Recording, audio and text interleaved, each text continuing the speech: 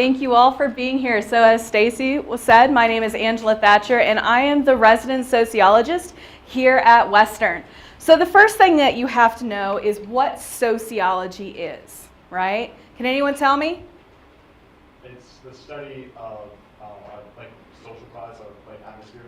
Very close. It's the study of society, right? Take it back to Latin roots, very simple, very easy.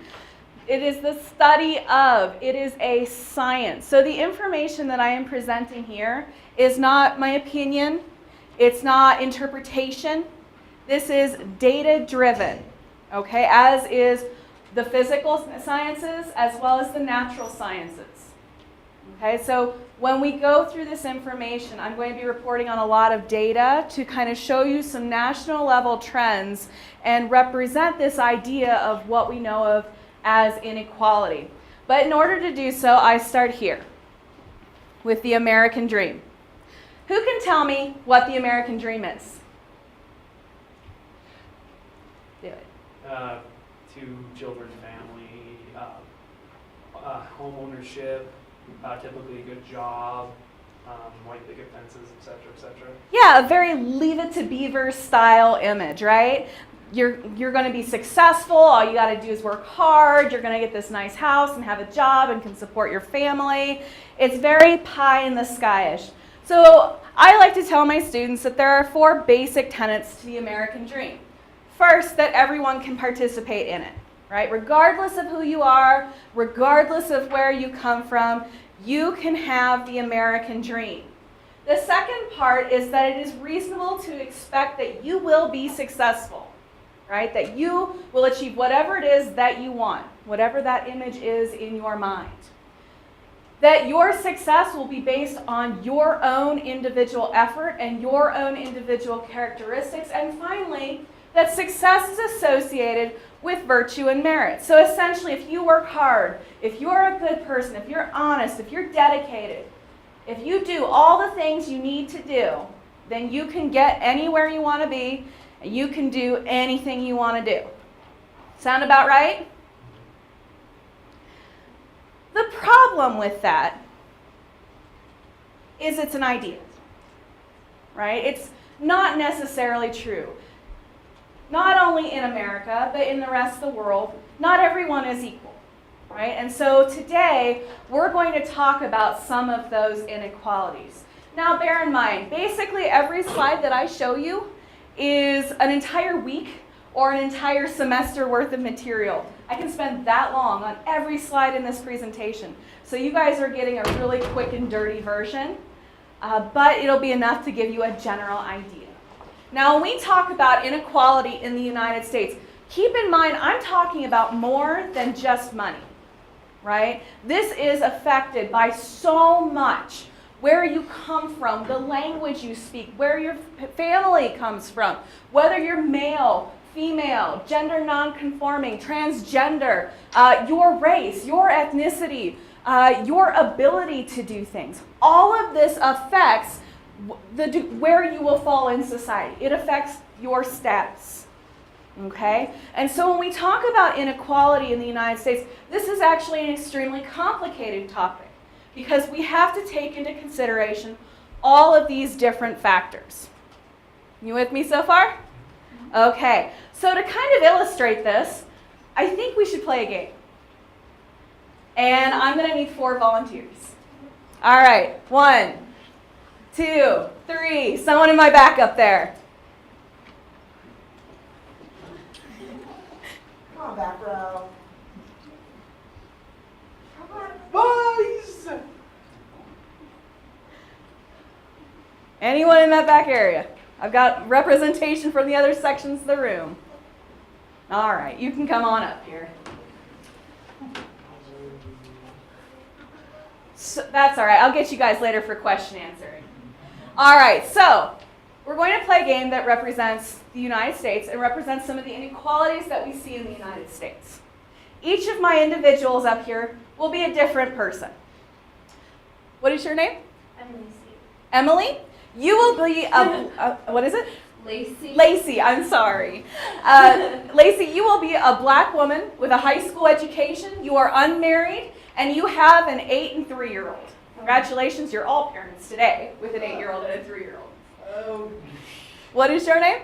Akina. Akina, you are a white female with a bachelor's degree. You see your monthly income up there. You also have 2 children and you are also unmarried. What is your name? Justine. Justine, you are a Hispanic woman with a high school education, unmarried, also 2 children, and D. You are a Chinese woman with a bachelor's degree. You are unmarried and you also have 2 children. Now, some of you are wondering, where did I come up with this monthly income for each of these individuals? What I did was I took the average income by race, and then I averaged it with the poverty level for a household of 3 with a single-headed household with 2 children. All right, and so these individuals are above the poverty level, but below the average income for their particular racial group. Okay? So let's look at what their life looks like a little bit here. Okay, we're going to give them all the same bills. So they're going to pay about $800 a month in rent, which is about average, what you'll see here in Rock Springs. Let's say gas is $40, car payment's $200 a month, your phone is $50, you've got a credit card with only $100 worth of credit left on it. You're going to make $100 a month payment. If you have a bachelor's degree, so my white and Chinese women, you have a student loan debts to consider. Your electricity is $60. All of you pay $500 a month in childcare, and your insurance is $85 a month. That is a lot of math, and I know I don't want to break any of your brains before you have to go to the rest of your classes, so I will do this math for you. But before I do, what did I leave out? Groceries. Right. It'd be nice if you and your children could eat. What else did I leave out? Medical, absolutely. Insurance, right? We periodically have to go to the doctors if we're injured, if we're sick. What else? Clothing, right? It'd be nice if we weren't all wandering around naked, right? And your 8-year-old is at least going to school. What? I said unless you're nudist. You're correct. What else? Can you think of anything else? Maybe other utilities. I just see electricity up there, but other utilities maybe. Yeah, trash, sewer, water are all just a few of them. Absolutely. Okay, so there are a lot of bills up here that I haven't considered. And those too will vary by family. Now, bear that in mind as we go forward. But with this list, we essentially see for our individuals with a high school education, you're going to pay a little over $1,800 a month in bills, not including those things you also nicely articulated. And for those of you with a bachelor's degree, you're paying just over $2,100 a month. Okay? And your remaining income is down here at the bottom. Some of you are like, okay, this is a little bit tight, but I can make this work. Some of you are like, huh, I'm rolling in the money, right? Dee's over here doing a happy dance, so perfect. Now we're going to go through a series of questions. I'm going to throw some life events at you, and you're going to tell me what you would do in those events, okay? Oh, I see some sadness here. So first monthly life event, your car breaks down. You have a choice. It's going to cost you $250 to fix it, or you can take public transportation for a month for $60. What do you do? Fix it yourself for $50 because you know how to work a car. Oh, not anymore, right? Not with, unless you're certified. So of our 2 choices, what are you going to do? Well, if you just take public transportation, that takes $40 out of your month for gas. So you get $40 more. So technically it's only $20 per month. Okay. Because you don't have to pay for gas. So you're going to go public transportation. Okay. What are you going to go with? Are you fixing it or going public transportation? I would fix it. Okay, why? Well, because it's my personal car. I don't want it to break down on me and just go like, oh yeah, the bus is totally a good idea. Okay, good. And what are you going to do? Fix it.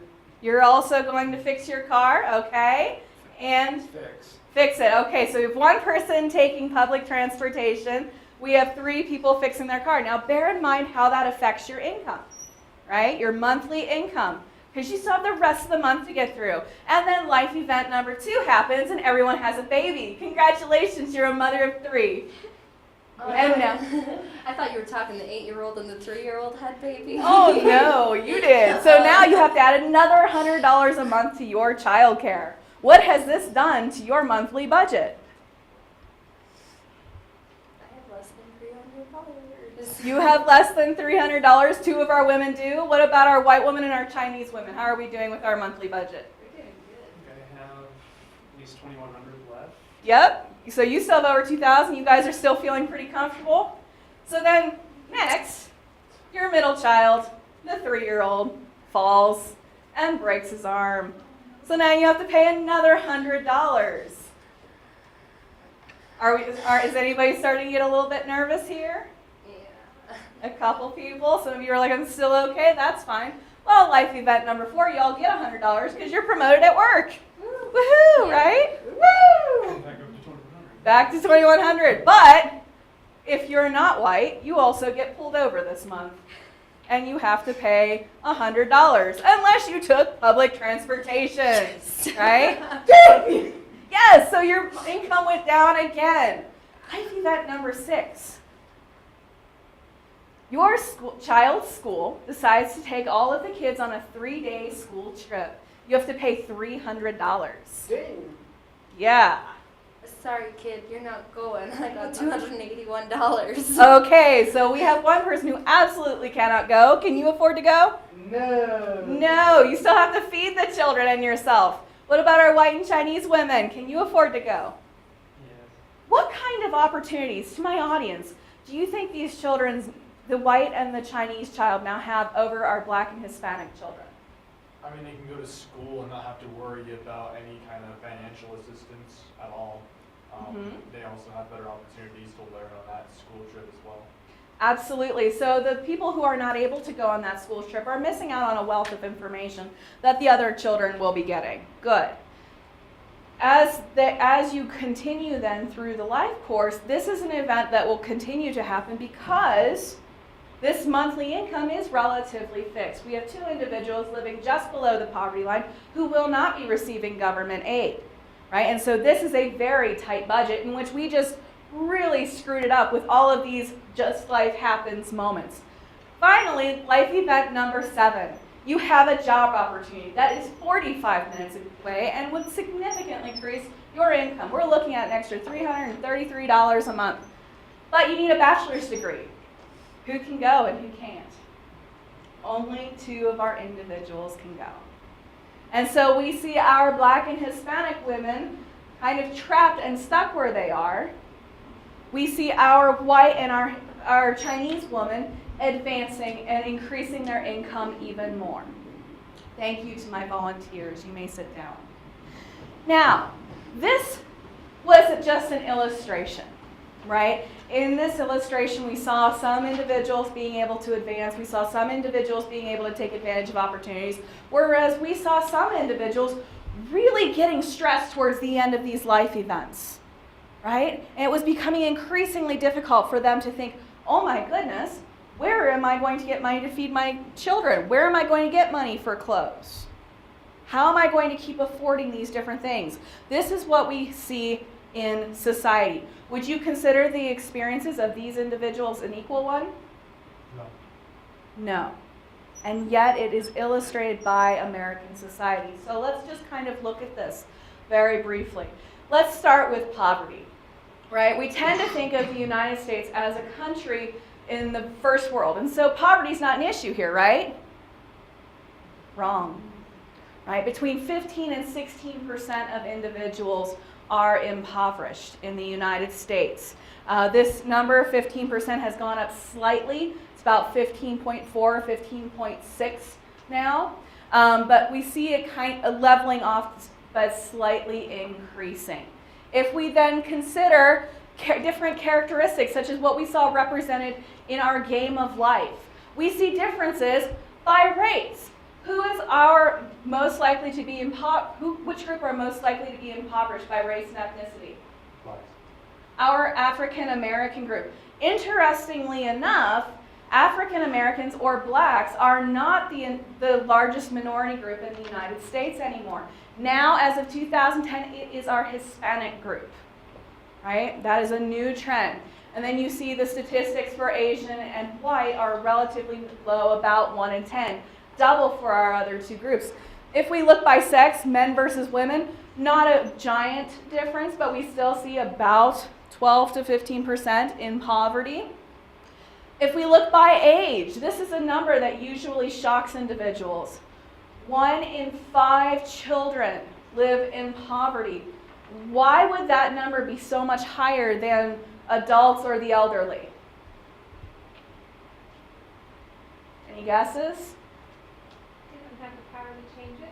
Okay, so as we saw, the young children did not have the power to change the circumstances of their parents. Absolutely. Why else? I wanted to say healthcare. Okay, say more. Well, with older people, they can gain money from retirement and be able to, just live on that income. Okay. And so that has a part of it, right? That steady flow of income. That's actually very important. If you're 10 years old, can you go to work? No. No. You might be able to find some under the table work, but if your parents are impoverished, you have no ability to change that. And so this is part of the reason we see children in so much more poverty, right? And you might have 1 or 2 parents, but you might have 2, 3, 4 children with that individual parent. If we look at families, 10% of families in the United States live in poverty, right? But notice the difference when we look at the female-headed versus male-headed households. Can anyone guess why that number is so different?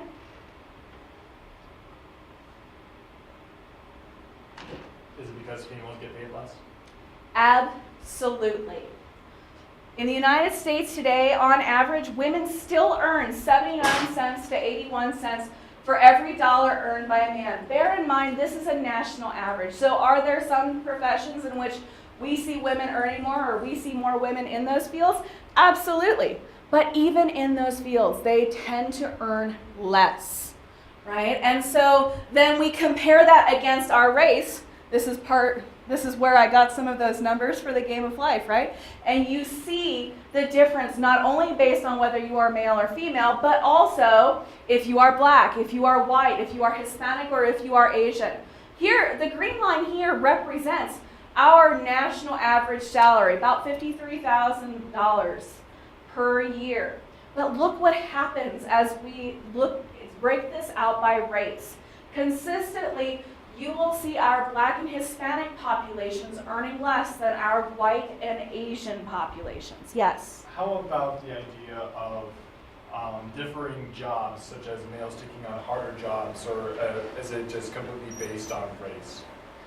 What do you mean? So I'm asking, like, male are typically the ones that often go off to war, or men are typically the ones that take on the harder jobs, or the jobs that not a lot of other people want to do. Is it because of men taking on harder jobs that we see a different part in income equality, or is it because it's determined by specifically race only? Well, that's a great question. What we tend to see is even when we look at men and women in the exact same job, in this exact same position, on a national average, women will earn less. On a national average, our Hispanic and black populations will earn less, even within the same field.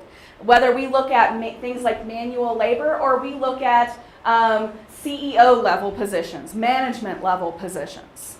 Great question. If then we separate out wealth from income, we see similar disparities. Now, when we talk about income, what we are talking about is essentially money earned from a job, a wage of some kind.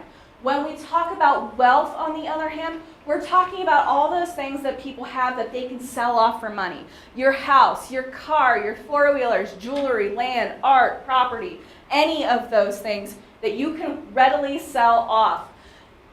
Our white population, again, consistently has significantly more wealth in the United States than our black and our Hispanic group. Our Asian population is not represented on this table. However, they would be slightly above white, as we have seen with income as well, because wealth and income are so connected. If you make more money at a job, You can afford the things like the nicer cars, the bigger houses, the four-wheelers, the trailers, the campers, etc. If you're making less than half of what a white person makes, you are less likely to be able to afford those things. And you are spending your money, right? And so we see some of those disparities as well in home ownership, for example. Consistently, our white population, our Asian population own homes and own homes in areas with higher property tax bases. Some people say, okay, well, wait a minute. Maybe not all of these individuals are earning degrees. So let's look at education for a moment. Interestingly enough, I just told you that women tend to earn less than men, but look at what happens when we look at degree attainment. What do you see? Women earn more degrees at all levels of education. As of 2008, it also is now applied to the doctoral level, right? Women earn more degrees than men at all levels of education. However, they earn less at jobs, okay? If we look at this by race, who is earning those degrees conferred, we see our white and our Asian populations earning significantly more degrees than our black and Hispanic populations. If we break this out by sex again and we look at just bachelor's degrees against race, we see that of the white population that earns degrees, our women, represented in orange, earn more than men. In our black population, women earn more than men, and so on and so forth. So whether you are looking at this by sheer numbers or crossing this with race and ethnicity, these trends are consistent. So let's get a little bit more complicated. I think you guys can handle this. So this is a little bit of a tricky chart, so we'll walk through it. What we are looking at here are national averages for weekly salaries by sex and by race at different levels of education. So good news, guys. The data shows that with higher degrees of education, you are going to earn more. Just heard a big sigh of relief from some of you. But let's look closer. So our first line, this dark blue, represents the total amount, the average that an individual at that degree of educational attainment can expect to earn, right? And as you see, the number goes up. But then let's look by sex, right? Male versus female. Red being male, blue being female. Consistently, men are earning more at each degree of educational attainment. And notice what happens to this income gap, right? It gets wider and wider as individuals get higher and higher degrees. By the time a woman earns an advanced degree, such as a PhD, she will be making still less than a man earning with just a bachelor's on average. Let's break this down by race now. Right? We have green represented by our white group, purple representing our black or African American group, brown is our Asian, and this lovely teal is our Hispanic population. Again, you will notice similar trends. At less than a high school education, our white group starts out a little bit ahead of everyone else. Our black group is the lowest. Asian and Hispanic are fairly similar. But then we go up. You graduate high school, and look at what happens. For all three of our minority groups, they stay relatively in sync with each other. However, our white group goes farther ahead.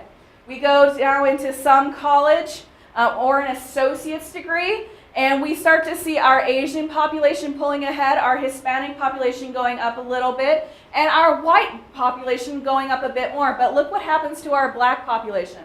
Not much of a change. At a bachelor's degree, this gap becomes even more significant with our black and Hispanic population relatively similar. And our Asian group pulls ahead just slightly. But by the time we advance beyond the bachelor's degree, our Asian populations are earning much more than our white population, whereas we don't see that same trend for our black and our Hispanic populations.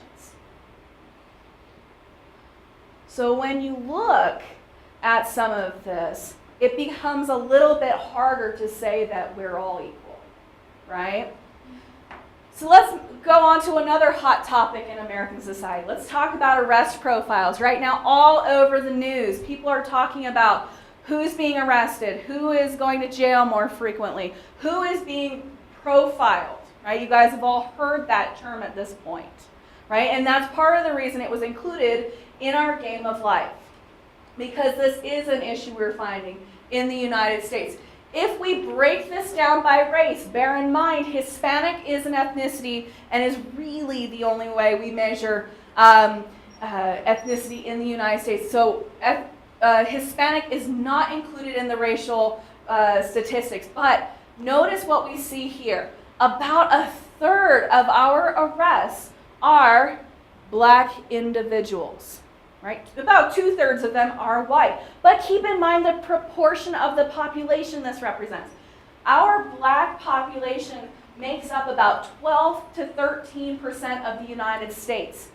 Is 12 to 13% a third? Absolutely not. Right? And so even though the numbers for our white group are 2/3 of arrests, what we're still seeing is a disproportionate number of black individuals arrested and pulled over. When we break this out by ethnicity, we see a very similar trend. Not quite a third, of course, but 18% of our arrests are Hispanic as opposed to those who are not Hispanic. And then when we look at this by sex, the majority of individuals going to jail are male. Now we need to contextualize this. What can lead to this? What factors in society lead to this? Low income. Low income, absolutely. I just showed you all kinds of income and wealth data that says our black and Hispanic population are making significantly less than other social groups, right? So imagine you have a brand new baby, that 3-year-old and that 8-year-old from our game of life, and you're making roughly what I gave you per month, right? You're going to do what you need to do to feed those children. Now, does that mean some people just are, that everyone is trying to be very altruistic and take care of someone to, but no. Some people, yes, they're just doing wrong things, right? And they're going to jail for those things. But other individuals are placed in these very desperate situations that result in this. Why do we see such a significant difference between men versus women? Any guesses? I would guess that men are typically the ones that are always going out to try to provide for the families. So if they have to turn to illegal means to get money to provide for their families, then they will. Sometimes, absolutely. Any other guesses? Did you know historically women were not considered smart enough to commit a crime? They weren't considered intelligent enough, right? And so you saw that same kind of discrimination still playing forward in our court systems. You see men targeted much more than a woman in cases such as abuse, right? Men are afraid oftentimes if their female spouse is being abusive to come forward. They will not be believed, right? And so we see some of those disparities in men versus women as well as by race. So let's return then to the American dream, right? These 4 tenets of our American dream. That everyone can participate, that it's reasonable to anticipate success, that it's based on individual characteristics and virtue and merit. But after every single one of those 4 tenets, we can put a big but. And that but is that status matters. That status is important for determining who you know, what you know, and the opportunities to which you will have access. Not just in the United States, but these trends are very similar to what we would see abroad as well, within their own context, of course. So with that, thank you. And are there any questions?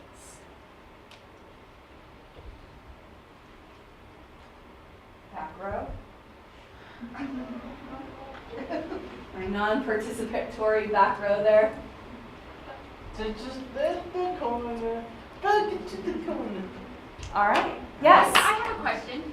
Yes. So, our colloquia from the other day barely touched on incarceration rates, Mm-hmm. and you touched on it a little bit here in the race disparity.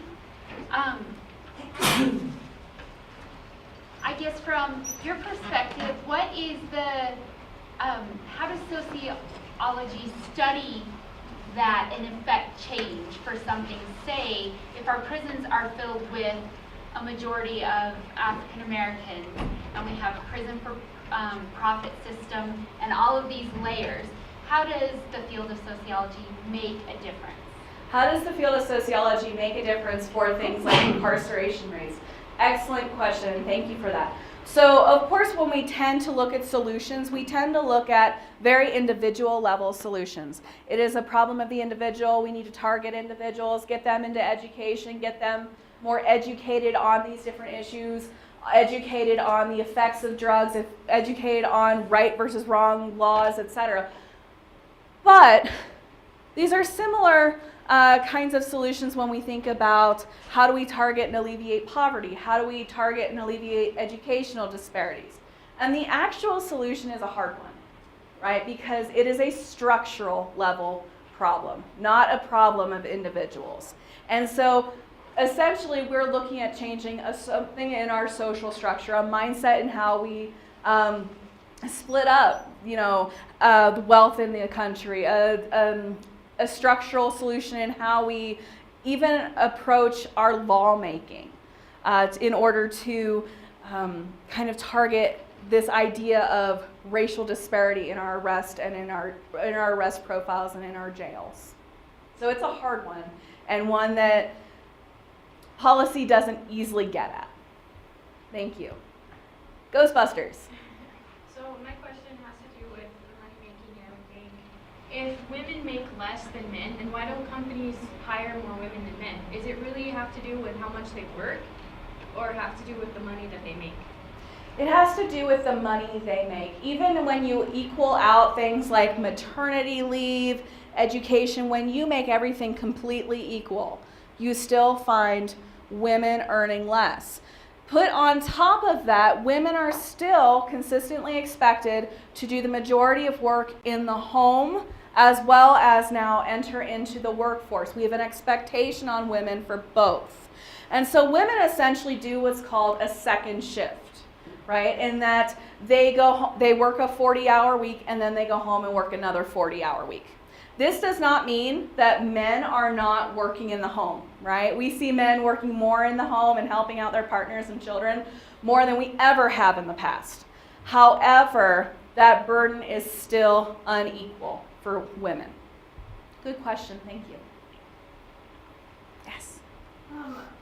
How then do you go about changing this for people if they're faced with those very rigid evaluations? Can you go about changing it by perhaps having much smaller families or not having families at all? Well, you can't just not have families, right? Humans have had families since there were humans. No. That's an People institution. Some people are choosing not to have children. Right. There are so many people in the world and so many children that we couldn't possibly damage anything by not having children.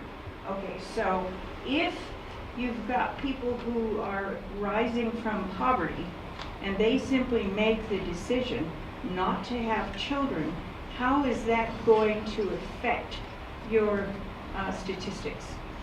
Not really at all. Honestly, because there you're just adding fewer numbers into this, right? You're not changing a mindset. So those who are already discriminated against will continue to be discriminated against. Some early racial scholars looked at that question and against IQ scores, making the argument essentially that some races were smarter than others, and so only certain races should have children.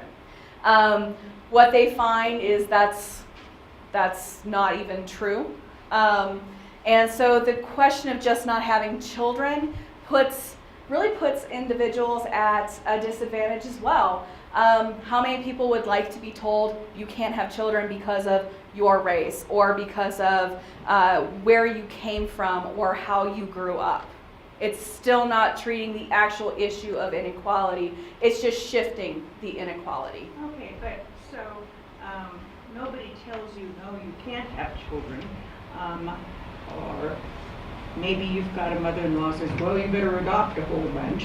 What if individuals simply say, I'm rising through the ranks from poverty or low income, and I'm choosing not to have children because there are already plenty of children in this world. And hence, you really, for a woman, you really cut off all of the basic costs if you want to get an education first and foremost. Well, that has a lot to do with changing a mindset of a country and of a culture as well, too. So in the United States, there's definitely a tendency to encourage individuals to have families. And so first you have to overcome that. But you also have to overcome some of these other discriminations, what it means to be black in America, what this idea of blackness means, what this idea of being quote-unquote Hispanic means, and recognizing the differences that are within that word Hispanic and the differences of experience. And so essentially what would be required is a change in an entire culture, right, and how we think about some of these problems. It's a social structure, institutional level shift. I noticed that with most of the profiles, Asians were like on top of it. Mm-hmm. Why do you think that is? Well, and again, the problem with using words like we do in the United States, like Asian, is we leave a lot of experience out, which is why in the Game of Life I specifically said Chinese as opposed to Asian. Because, say, the experience of a Chinese or a Japanese woman is going to be very different from, say, a woman from Vietnam or Korea, right? And so that's part of it. We also have, however, seen the majority of our immigration from China, Japan, and a few other Asian countries. And so this has to do with, again, a culture. This has to do with the fields in which those individuals are entering into. So much of it.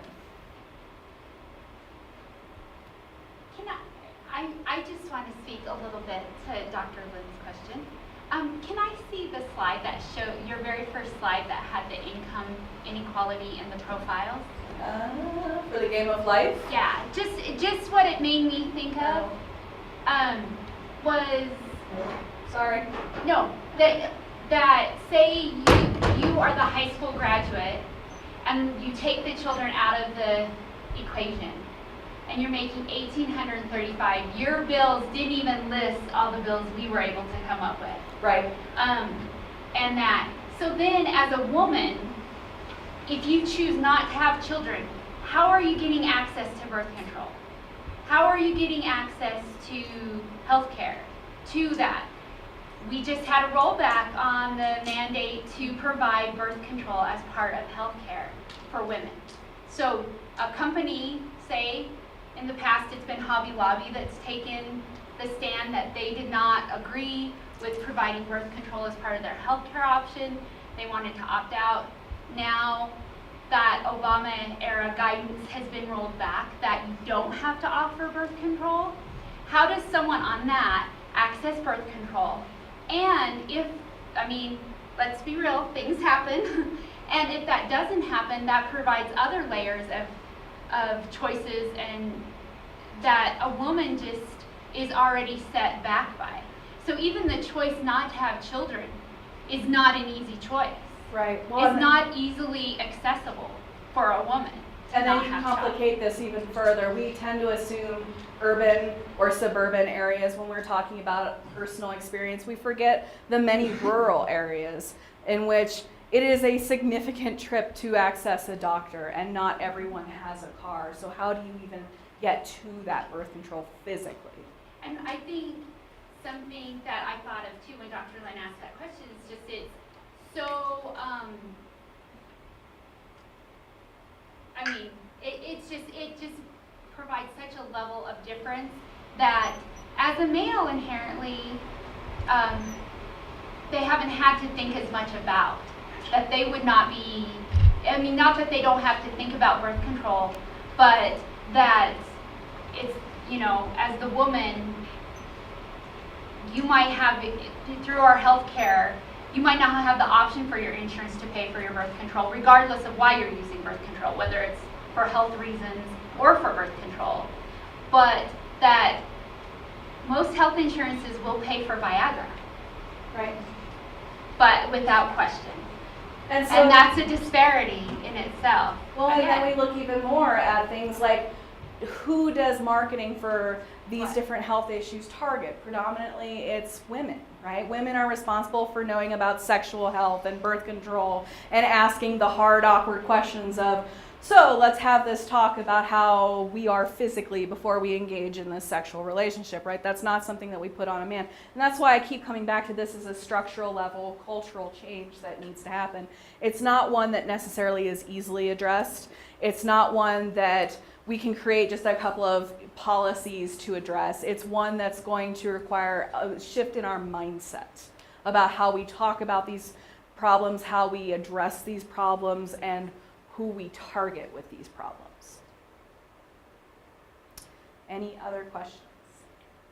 Yes. I don't necessarily have a question or like a horror story. When you said $500 for childcare, was that monthly or weekly? Monthly. Okay, so just for anybody who's interested in having kids, as an assistant director to a childcare, that is actually one child. So if you take all 3 of those children, you're paying approximately $1,800 a month for childcare. So use a condom. Yes. Well, and that was intentionally lowballed. But thank you. You're welcome. Anything else? Well, thank you all for attending today. Don't forget to do whatever's required for your first year success courses. And have a wonderful day.